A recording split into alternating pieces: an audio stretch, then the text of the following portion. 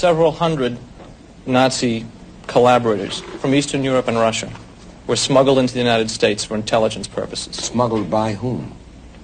State Department intelligence, specifically the Office of Policy Coordination.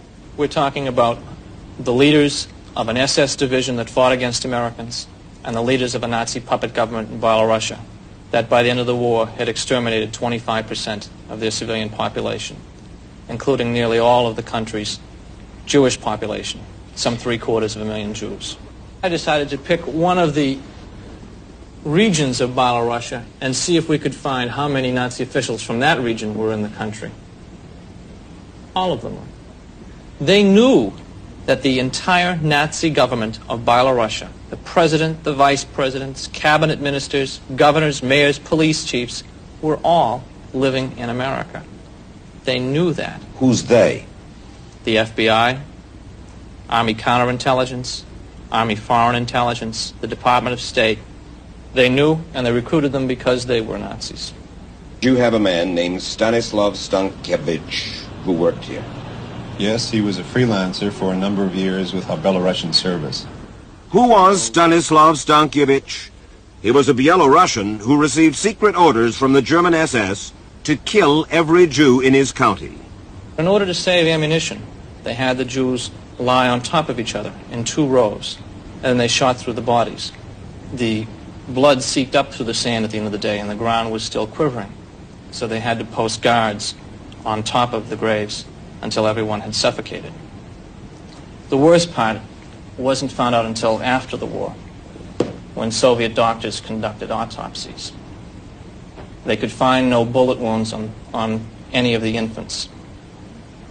Apparently, the Belarusian police decided that the babies were too small to climb out of the grave, and so they wouldn't waste a bullet on them. They were buried alive. And this was done under the command of Stanislav Stankiewicz. That's correct. Now, we've heard tales, God help us, like this before.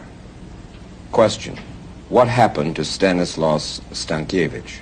He was recruited by American intelligence, given a good job with Radio Liberty, and became a citizen of the United States. This is a man brought into the United States to work for Radio Free Europe, Radio Liberty. The security clearance would have been done by the agency in those days, so... By CIA. By CIA, indeed. You had another man who worked here, Vilis Hasners? Yes. The Immigration and Naturalization Service tried to deport Mr. Hasners, correct? That's correct.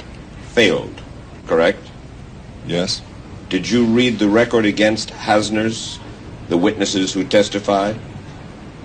Yes. Yes, we did. And you know that among other things, here is one thing said about Hasners. One of the witnesses testified that on another occasion in July of 1941, he saw the respondent, Hasners, and other Latvians force a number of Jews into a synagogue, which they then set on fire. Does he still work for Radio Liberty, Radio Free Europe? I believe he still contributes, or he now again contributes, freelance programs, yes.